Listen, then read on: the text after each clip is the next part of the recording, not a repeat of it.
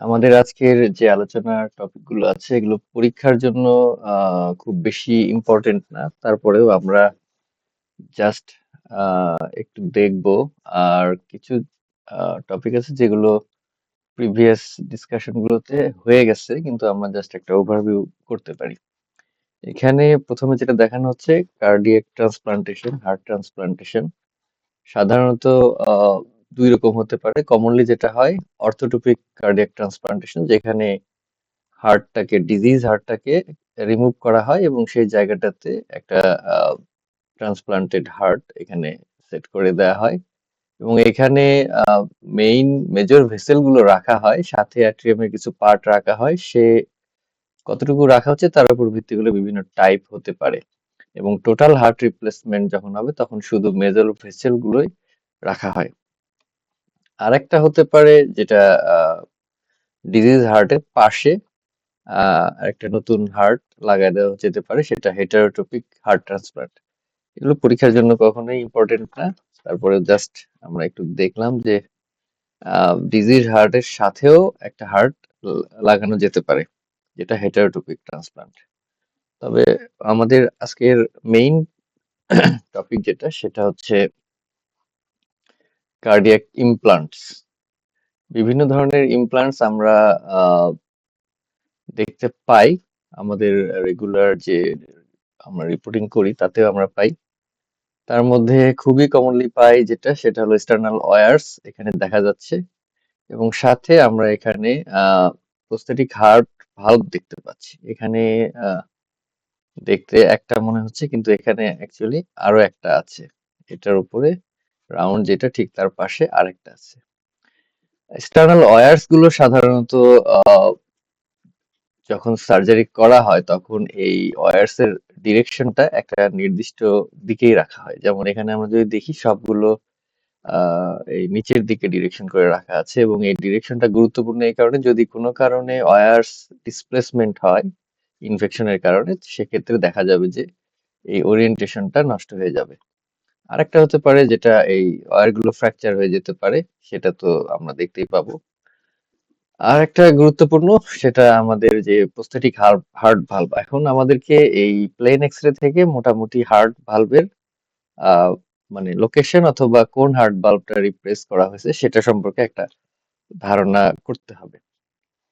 এখানে আমরা যদি দেখি পালমোনারি, অ্যাওর্টিক, মাইট্রাল, ট্রাইকাসপিড, সবগুলো ভালভই মোটামুটি রিপ্লেস করা যেতে পারে বা এফেক্টেড হতে পারে।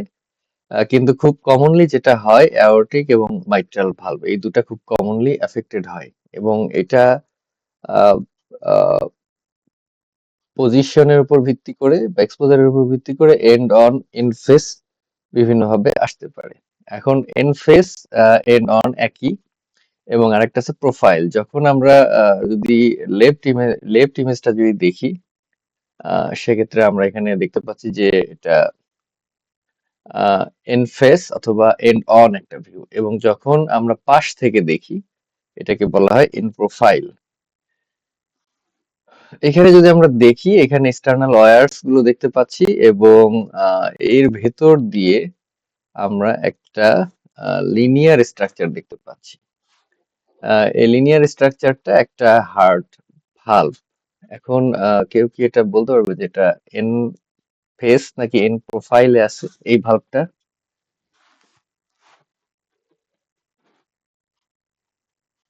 প্রোফাইলে। ইয়েস, এন প্রোফাইলে আছে। যদি এটা রাউন্ডেড হতো তাহলে এটা এন ফেস হতো। এখন আমাদেরকে যেটা আহ, মানে মেজার দেখতে হবে লোকেশনটা। লোকেশন দেখার জন্য আমাদেরকে, যদি আমরা প্লেন এক্সরে পিএ ভিউ দেখি বা এপি ভিউ যেটাই হোক, সেক্ষেত্রে আমাদের মোটামুটি কার্ডিওফ্রেনিক অ্যাঙ্গেল থেকে পালমোনারি বে এ বরাবর একটা লাইন টানতে হবে। এই লাইন যদি টানি, সেক্ষেত্রে আমাদের লাইনটার উপরে, ঠিক উপরে থাকবে অ্যাওর্টিক এবং ঠিক নিচে থাকবে মাইট্রাল। যেহেতু এই দুটা কমন, সেই জন্য এই দুটা অন্তত মনে রাখতে হবে। আর উপরে অ্যাওর্টা, নিচে মাইট্রাল, এটা অনেকে উপরে আকাশ নিচে মাটি এইভাবে মনে রাখে। সেটা একটা নেমোনিক হতে পারে। এবং আহ, তার উপর, একেবারে উপর থেকে যদি আমরা দেখি,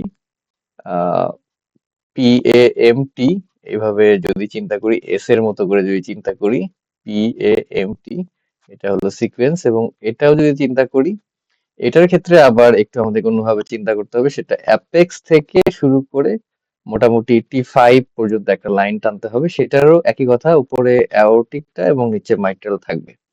এবং এটার ক্ষেত্রেও মোটামুটি উপর থেকে নিচে যদি দেখি PAM, এবং সামনের দিকে আলাদাভাবে T। যাই হোক, অ্যাওর্টিক এবং মাইট্রালটা আমাদের মনে রাখলেই চলবে। এবং এই দুটো ভালভ মোটামুটি খুবই কাছাকাছি থাকে, একটার সাথে আরেকটা লেগে থাকে, এরকম একটা অবস্থা। আহ খুবই কাছাকাছি থাকে। এই ভালভ গুলো অনেক ধরনের হতে পারে। মেকানিক্যাল ভালভ হতে পারে, যেটা মেটালিক হতে পারে, প্লাস্টিক ম্যাটেরিয়ালের হতে পারে। টাইপ আবার বল কেজ ভালভ হতে পারে। মনোলিফলেট, বাইলিফলেট, বাইলিফলেটটা কমন। এর সাথে আবার বায়োপ্রোস্থেটিক হার্ট ভালভ হতে পারে। এগুলোর মধ্যে আবার স্টেন্ট থাকতে পারে, স্টেন্ট ছাড়া থাকতে পারে, ট্রান্সকিউটেনিয়াসলি সেট করার জন্য সিস্টেম থাকতে পারে। বিভিন্ন ধরনের টাইপ হয়। এখন একটা যেটা আমরা দেখছি, সেটা একটা পেসমেকার। এই পেসমেকার গুলো খুব কমনলি আমরা পাই ফিল্মে। এখন আমরা যেটা দেখতে পাচ্ছি, সেটা এখানে দুইটা ওয়্যার দেখা যাচ্ছে বা দুইটা লিড দেখা যাচ্ছে। এই লিডের সংখ্যার উপর ভিত্তি করে এগুলো মোটামুটি সিঙ্গেল চেম্বার, ডুয়াল চেম্বার এবং বাই ভেন্ট্রিকুলার, দুইভাবে, এই তিন ভাগে ভাগ করা যেতে পারে।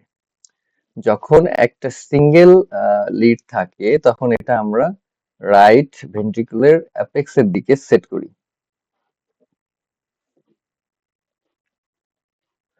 সরি, রাইট অরিকুলের,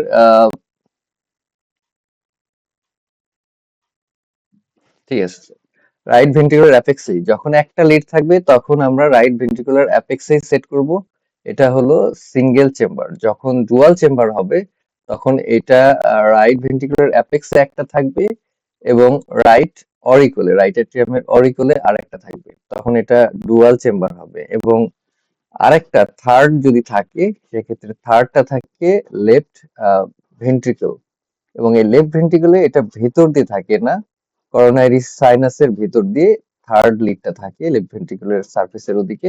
এবং তখন এটাকে আমরা বাই ভেন্ট্রিকুলার বলি। বাই ভেন্ট্রিকুলার কার্ডিয়াক রিসিনক্রোনাইজেশন থেরাপির জন্য কাজে লাগে CRT। যখন তিনটা থাকবে, তখন এটাকে বাই ভেন্ট্রিকুলার বলবো। সিঙ্গেল চেম্বার, ডুয়াল চেম্বার হলো লেফট রাইট ভেন্ট্রিকল এবং রাইট অ্যাট্রিয়াল অরিকল। এবং থার্ডটা থাকবে হচ্ছে লেফট ভেন্ট্রিকল, যেটা সাইনাস, করোনারি সাইনাসের ভিতর দিয়ে থাকে। এবং যেটা জেনারেটর, আমরা যে বড় পার্টটা দেখতেছি, জেনারেটরটা সাধারণত সাবকিউটেনিয়াস লোকেশনে থাকে, সাধারণত ইনফ্রাক্লাভিকুলার লোকেশনে থাকে। তবে লোকেশনটা বিভিন্ন ধরনের হতে পারে। আর লেফট সাইডেই মেইনলি দেয়, রাইট সাইডে হতে পারে, ইভেন বিভিন্ন ধরনের লোকেশনেও থাকতে পারে। এটা আমরা দেখতে পাচ্ছি, এটা রাইট ইনফ্রাক্লাভিকুলার লোকেশনে আছে। এবং এটার লিড দুইটা আমরা দেখতে পাচ্ছি। একটা তো রাইট ভেন্ট্রিকুলার অ্যাপেক্সের দিকে আছে, একটা রাইট অ্যাট্রিয়াল অরিকুলের দিকে আছে। এই লিড গুলো সাধারণত ভেন্ট্রিকুলার চেম্বারের ভিতরে থাকে। তবে এই কার্ডিয়াক সারফেসেও লিড গুলো লাগানো যেতে পারে। সেটা এপিকার্ডিয়াল লিড হতে পারে, যেমন এটা আমরা দেখছি। এটা কিন্তু ভেতরে নাই, এটা সারফেসের সাথে লাগানো আছে। এবং এটার জেনারেটর আবার দেখা যাচ্ছে যে অ্যাবডোমিনাল রিজিয়নে আছে, সাবকিউটেনিয়াস লোকেশন। এটাও একই, এপিকার্ডিয়াল লোকেশনে আছে লিড গুলো। এবং লিড ছাড়াও পেসমেকার হতে পারে, যেটা একেবারে হার্টের সারফেসের খুব কাছাকাছি সেট করা থাকে, সেখান থেকেই ইম্পালস দেয়। এটা যদি আমরা দেখি, একটা ফরিং বোর্ডের মতো মনে হচ্ছে, তবে এটা একটা পেসমেকার। এর সাথে আমাদের ক্লোজার ডিভাইস পাওয়া যায়, যেগুলো আমরা দেখছি এর আগে। Ventricular septal defect, atrial septal defect, PDA, যে অ্যাবনর্মাল কমিউনিকেশন গুলো আছে, সেই অ্যাবনর্মাল কমিউনিকেশন গুলো ক্লোজ করার জন্য কিছু ক্লোজার ডিভাইস, যেটা আমরা দেখতে পাচ্ছি অ্যাম্প্লাজার অক্লুডার ডিভাইস। এটা মোটামুটি দু একটা স্যারদের কাছে থাকে। এরপরে আমাদের ইম্পর্টেন্ট একটা কোশ্চেন আছে, পরীক্ষায় আসছে। সেটা হচ্ছে লাং ভাস্কুলারিটি। আমরা এর আগে যে ডিসকাশন গুলো করছি মোটামুটি বিভিন্ন ধরনের ডিজিজ আলোচনা করা হয়ে গেছে, সেখানে কিন্তু লাং ভাস্কুলারিটির ব্যাপারগুলো আসছে। তবে আমরা মোটামুটি হার্টের অবস্থা বলার পরে শেষের দিকে লাংসের কন্ডিশনটা বলি, সেটা অলিগেমিক বা প্লেথরিক যেটাই বলি। এখানে যে প্রশ্নটা আসছে সেটা হচ্ছে লাং ভাস্কুলারিটিটা আমাদেরকে প্রায়োরিটি দিয়ে বলতে হবে। সেক্ষেত্রে লাং ভাস্কুলারিটি বেশি হতে পারে, কম হতে পারে। এর সাথে কনজেশন বা ইডেমা, যেটা ভেনাস পালমোনারি ভেইনের বা লেফট হার্টের প্রবলেমের কারণে হয়, সেটাও একটা হতে পারে। আরেকটা যেটা ইম্পর্টেন্ট, সেটা হচ্ছে severe obstructive pulmonary arterial hypertension, যেটা আইসেনমেঞ্জের রিয়াকশন। অনেক দিন ধরে যখন অনেক বেশি পালমোনারি হাইপারটেনশন থাকে, তখন ভেসেলের ভিতরে কিছু চেঞ্জ হয় এবং শান্ট রিভার্সাল হয়, সেটাকে আলাদাভাবে বলছে severe obstructive pulmonary arterial hypertension. আরেকটা স্পেশাল আছে যেটা ইনহ্যান্সড ব্রঙ্কিয়াল সার্কুলেশন। আমরা যেটা দেখতে পাচ্ছি সেই ফিল্মটা হচ্ছে অ্যাট্রিয়াল সেপ্টাল ডিফেক্টের একটা ফিল্ম। এখানে আমরা জানি যে সেপ্টাল ডিফেক্ট হয়ে লেফট অ্যাট্রিয়ামে কিছু ব্লাড রাইট অ্যাট্রিয়ামে চলে আসে এবং রাইট সাইডে ব্লাডের পরিমাণ বেশি থাকে, সেটা সেই অতিরিক্ত ব্লাডটা পালমোনারি ভেসেল হয়ে লাংসে চলে যায়। সো এখানে কিন্তু ভাস্কুলারিটি বেশি থাকবে এবং পালমোনারি বেটা আমরা ফুল দেখতে পাচ্ছি। এখন এইরকম একটা প্রবলেম বেসড আসুক বা এইভাবেই যদি আসে, সেক্ষেত্রে আমাদেরকে একটু ডিফারেন্সিয়াল গুলো মাথায় রাখতে হবে। সেক্ষেত্রে আমাদের এর আগে আমরা ডিসকাস করছি একটু যে সায়ানোটিক অ্যাসায়ানোটিক হার্ট ডিজিজের মধ্যে প্লেথোরা কোনগুলোতে হয়, অলিগেমিয়া কোনগুলোতে হয়। পালমোনারি স্টেনোসিস যদি থাকে সেক্ষেত্রে তো পালমোনারি আর্টারি হয়ে ব্লাডটা কম যাবে, সেক্ষেত্রে অলিগেমিয়া হবে। এবং এদিকে সায়ানোটিক হার্ট ডিজিজের মধ্যে যদি দেখি, টফে হয়, কারণ টফে আমরা জানি এটার একটা গুরুত্বপূর্ণ কম্পোনেন্ট হচ্ছে হলো পালমোনারি স্টেনোসিস। এবং এবস্টেইন অ্যানোমালিতে আমরা জানি যে রাইট ভেন্ট্রিকলটা খুব ছোট হয়ে যায় এবং এখান থেকে আউটপুট খুব কম হয়। সো লাংসে কিন্তু সাপ্লাই কম হবে, ব্লাড সাপ্লাই কম হবে, সো অলিগেমিয়া হবে। এবং বাদবাকি মোটামুটি যেগুলো আছে সেগুলো প্লেথোরা। এখানে যখন আমরা ভাস্কুলারিটির কথা বর্ণনা করি, তখন একটা টার্ম আসে যে শান্ট ভেসেল। আমরা যদি একটু লাংসের ভেতরের ব্লাড সার্কুলেশনটা যদি দেখি, পালমোনারি আর্টারি হয়ে অ্যালভিওলাসের পাশ দিয়ে অক্সিজেনেশন হয়ে পালমোনারি ভেইন হয়ে ব্লাডটা চলে যায়। কিছু এক্সট্রা কমিউনিকেটিং চ্যানেল আছে যেগুলো সরাসরি পালমোনারি আর্টারিকে পালমোনারি ভেইনের সাথে কানেক্টেড করে। এগুলো হচ্ছে শান্ট ভেসেল। এই শান্ট ভেসেল গুলো সাধারণত ছোট থাকে। এর মধ্যে আবার এক ধরনের শান্ট আছে যেটা নন ফাংশনাল যে অ্যালভিওলাস গুলো আছে তার পাশ দিয়ে যায়, যেখানেও অক্সিজেনেশন হয় না। এগুলো যদি কনসলিডেশন হয় অথবা ইনঅ্যাক্টিভ অবস্থায় যদি থাকে সেক্ষেত্রে থাকে। তবে যখন পালমোনারি ফ্লোটা বাড়ে, তখন এই শান্ট ভেসেল গুলো অনেক সময় প্রমিনেন্ট হয়ে যায়।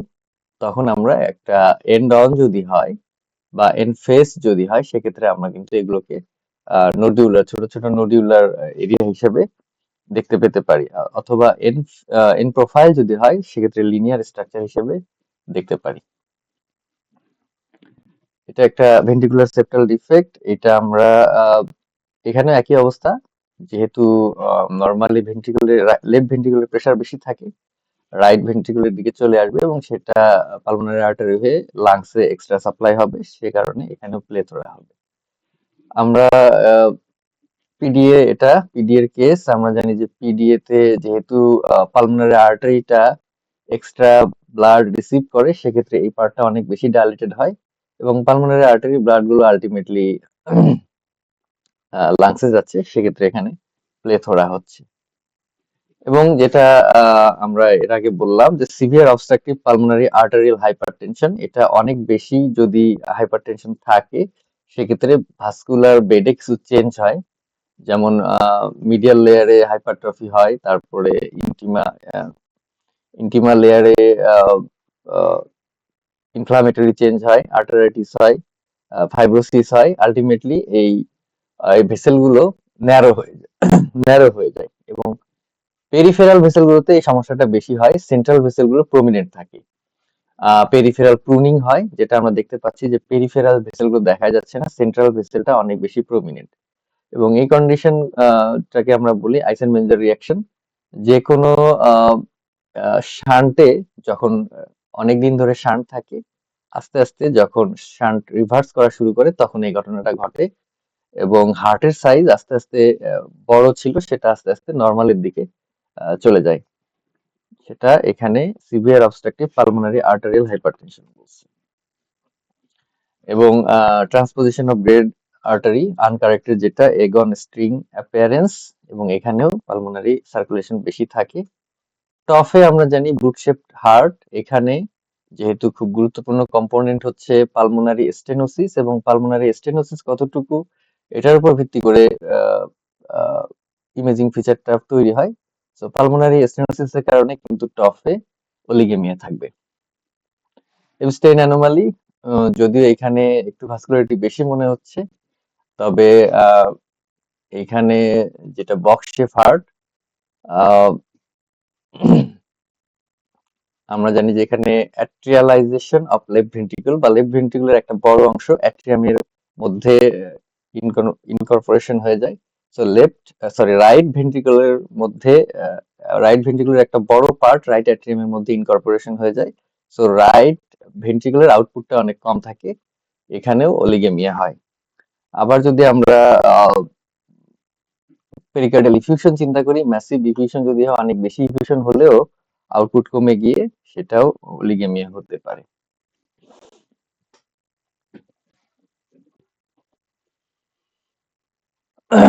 এরপরে আরেকটা আসছে যে সাইজ অফ দা হার্ট। এখানে সাইজ সাইজ বলতে যে কোন চেম্বারটা এনলার্জমেন্ট হচ্ছে, ওভারঅল হার্ট কেমন এনলার্জমেন্ট হচ্ছে সেটা। সেখানে left atrial enlargement, right atrial enlargement, এই দুটো আলাদাভাবে কোশ্চেন আসছে। আমরা এখানে যেটা দেখতে পাচ্ছি সেটা হচ্ছে লেফট অ্যাট্রিয়াল এনলার্জমেন্ট। এখানে double contour right heart border দেখতে পাচ্ছি, সেন্ট্রাল ডেন্সিটি বেশি দেখতে পাচ্ছি, কার্ডিনাল অ্যাঙ্গেল ওয়াইডেনিং দেখতে পাচ্ছি, লেফট অ্যাট্রিয়াল অরিকল বাল্জ আছে। এইরকম কেসগুলোতে আমাদেরকে মোটামুটি যদি লেফট অ্যাট্রিয়াল চিন্তা করি, যেটা MSMR মাইট্রাল ভালভুলার ডিজিজ, সেটাই এখানে আসছে। এবং মাইট্রাল স্টেনোসিসে সাধারণত ভেন্ট্রিকলটা লেফট ভেন্ট্রিকলটা বড় হয় না, কিন্তু যখন রিগার্জিটেশন হবে তখন ভেন্ট্রিকলের উপরে ওভারলোড পড়বে এবং এটার কারণে লেফট ভেন্ট্রিকলও বড় হবে। এখন যদি আমরা এটা যদি চিন্তা করি যে এখানে ভেন্ট্রিকলটা একটু apex directed inferiorly and towards the left, সেক্ষেত্রে আমরা একটু ভেন্ট্রিকল মনে হচ্ছে বড় আছে, সেক্ষেত্রে এটা MSMR হতে পারে। এবং এটার ক্ষেত্রে যেহেতু লেফট ভেন্ট্রিকুলার প্রবলেম বা লেফট সাইডের হার্টের প্রবলেম, সেক্ষেত্রে আমরা জানি খুব গুরুত্বপূর্ণ, যেটা কিন্তু পালমোনারি ভাস্কুলারিটির মধ্যেও চলে আসবে, যদি ওটা আমি বলি নাই, সেটা হচ্ছে যখন প্রথম স্টেজে থাকবে তখন আপার লোবার ডাইভারশন হবে, এখানে কিছুটা মনে হচ্ছে।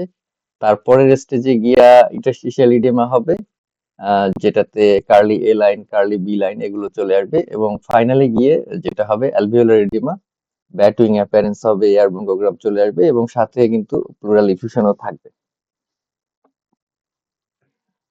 এটা একই অবস্থা এখানে। যদি আমরা দেখি কার্ডিনাল অ্যাঙ্গেলটা অনেক বেশি ওয়াইডেনিং মনে হচ্ছে এবং লেফট অরিকলটা বড় মনে হচ্ছে, এবং এখানে আমরা সাথে কিন্তু একটা প্রস্থেটিক হার্ট ভালভ দেখতে পাচ্ছি। এবং লোকেশনও যদি আমি চিন্তা করি, আমি যদি পালমোনারি বে থেকে সিপি অ্যাঙ্গেল পর্যন্ত একটা লাইন টানি, এটা লাইনের নিচে আছে, সো এটা মাইট্রাল ভালভের একটা রিপ্লেসমেন্ট আছে। এখন এখানে আমরা কম্বাইন্ড ফিচার দেখতে পাচ্ছি, এটা আমরা আগেও দেখছি। এখানে মাইট্রাল ভালভুলার ডিজিজ এবং ASD দুই ধরনের ফিচারই আছে, যেটা লুটেনবেকার সিনড্রোম। এবং এরকম ফিল্ম সাধারণত স্যারেরা দেয় না, তারপরেও দিতে পারে। সাধারণত ASD অথবা মাইট্রাল ভালভুলার ডিজিজ আলাদা আলাদাভাবেই থাকে, তারপরেও যদি এরকম মনে হয় সেক্ষেত্রে আমরা হয়তো বলতে পারি। এখানে যেটা দেখানো হচ্ছে সেটা হচ্ছে পালমোনারি ইডেমা। ইন্টারস্টিশিয়াল ইডেমা এখানে আছে, যেটা কার্লি এ লাইন, উপর দিক থেকে কিছু থিকেন সেপ্টামের মতো লাগতেছে। কার্লি বি লাইন, যেটা বেজের দিকে থাকে। আহ, তারপরে হ্যাজিনেস দেখতে পাচ্ছি। ভাস্কুলার ওয়াল গুলো মনে হচ্ছে যে ইল ডিফাইন্ড, যেগুলো হচ্ছে পালমোনারি ইডিমার পক্ষে যায়। এবং যেহেতু আমরা এখানে একটা পেসমেকার দেখতে পাচ্ছি, সেক্ষেত্রে এটা কার্ডিওজেনিক হওয়ার সম্ভাবনা বেশি। হার্ট একটু বড় মনে হচ্ছে। এর সাথে নন কার্ডিয়াক কজও হতে পারে। এবং এখানে আমরা যেটা দেখতে পাচ্ছি, হাইলার পেরিহাইলার অলমোস্ট সিমেট্রিক্যাল আছে, যদিও অ্যাসিমেট্রিক্যালও হতে পারে। কটনুল অ্যাপিয়ারেন্স অথবা ব্যাট উইং অ্যাপিয়ারেন্স বলতে পারি, যেটা অ্যালভিওলার ইডেমা এটাতে হয়। এবং এখানেও আমরা স্টার্নোটমি বা কার্ডিয়াক সার্জারি এবং এবং এখানেও কিন্তু একটা ভালভ প্রস্থেসিসের এভিডেন্স পাচ্ছি, একটা রিপ্লেসড ভালভ আছে। এবং লোকেশন অনুযায়ী এটাও মাইট্রাল ভালভ প্রস্থেসিস।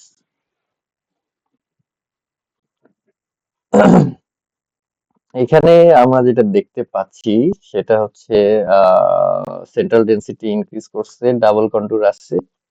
আহ, যদিও এটা পালমোনারি বের মতো মনে হচ্ছে, তারপরেও এটা লেফট এট্রিয়াল অ্যাপেন্ডেজটা বলতেছে, মানে লেফট অ্যাট্রিয়ামটা এনলার্জমেন্ট বলছে। এবং সাথে যদি আমরা দেখি হার্টের সাইজ বড়, লেফট ভেন্ট্রিকুলার অ্যাপেক্সটা, হার্টের অ্যাপেক্সটা ডিরেক্টেড হচ্ছে ডাউনওয়ার্ড এবং টুয়ার্ডস লেফট। তার মানে এখানে ভেন্ট্রিকুলও আছে। তবে এইখানে যেটা আহ, মানে তারা বলতেছে সেটা হচ্ছে এখানে মাইট্রাল স্টেনোসিস আছে এবং সাথে অ্যাওর্টিক স্টেনোসিস আছে। এই দুটার কারণে এখানে লেফট লেফট অ্যাট্রিয়াম এবং লেফট ভেন্ট্রিকলটা বড় হচ্ছে অ্যাওর্টিক প্রবলেমের কারণে, মাইট্রাল রিগার্জিটেশনের কারণে না। আচ্ছা, এখানে আমরা তো হার্ট বর্ডারটা একটু দেখছি এর আগেও, আজকে একটু দেখে নেই যে এটা ল্যাটারাল ভিউতে রাইট অ্যান্টেরিয়র হার্ট বর্ডারটা, এখান থেকে যদি নিচ থেকে যদি শুরু করি, রাইট ভেন্ট্রিকুলার আউটফ্লো ট্র্যাক্ট এবং অ্যাসেন্ডিং অ্যাওর্টা থাকে। এবং পিছনের বর্ডারটা যদি চিন্তা করি, সেক্ষেত্রে উপরের দিকে লেফট অ্যাট্রিয়াম, তার নিচে লেফট ভেন্ট্রিকল এবং আইভিসি থাকে। এখন আমাদের এখানে যেটা আলোচনার বিষয় সেটা হচ্ছে, যেহেতু পোস্টেরিয়র হার্ট বর্ডারের নিচের দিকে একটা পার্ট হচ্ছে লেফট ভেন্ট্রিকুলার এবং এখানে আইভিসি থাকে, এই আইভিসি এবং লেফট ভেন্ট্রিকুলার বর্ডার বা পোস্টেরিয়র বর্ডারের যে ডিস্টেন্স, এই ডিস্টেন্স থেকে আমরা লেফট ভেন্ট্রিকুলার ইনলার্জমেন্ট আছে কিনা সেটা একটা প্রেডিকশন করতে পারি।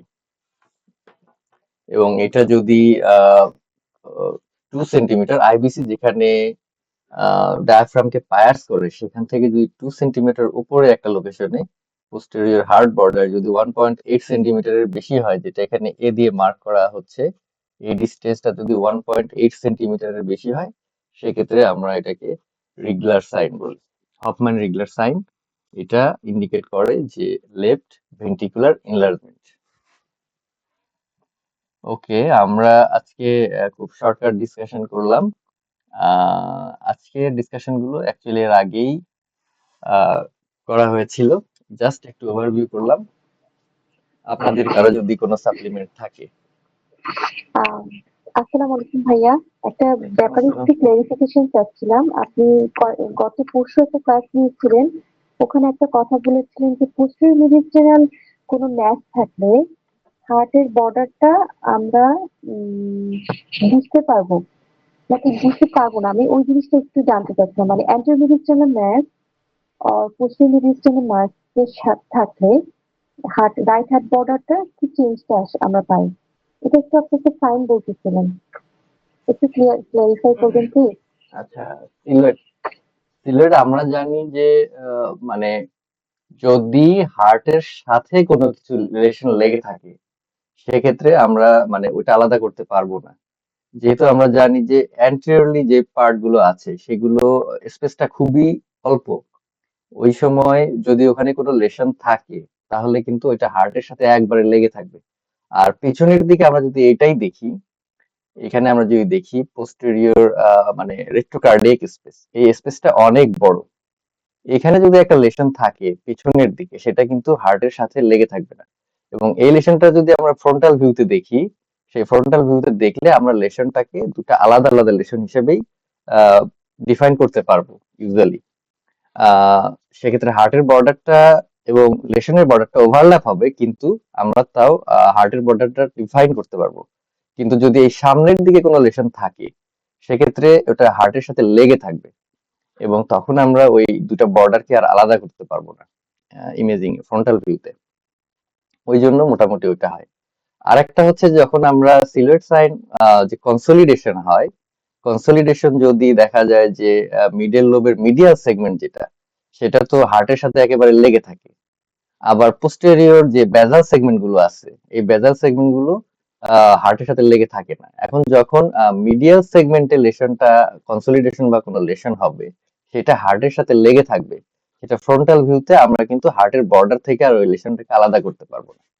কিন্তু যদি অন্য কোথাও লেশন হয়, অথবা এই পোস্টেরিয়র পার্ট গুলোতে যদি লেশন হয়, সেটা যেহেতু হার্টের সাথে লেগে থাকে না, তো এটা আমরা আলাদা আলাদা, মানে হার্টের বর্ডারটা কমপ্লিটলি লস্ট হবে না, যেটা সিলুয়েট রেডিওলজিক্যাল যে বর্ডার সেটা লস্ট হবে না।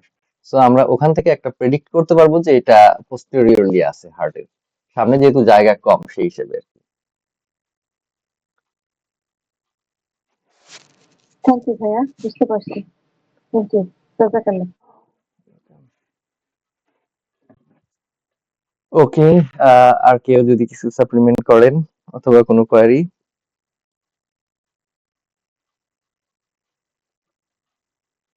ওকে, আজকের আলোচনা যেহেতু মোটামুটি আনকমন টাইপের, পরীক্ষার জন্য খুব গুরুত্বপূর্ণ না, তারপরেও পেসমেকার, তারপরে ভালভ প্রস্থেসিস হঠাৎ করে থেকেও যেতে পারে।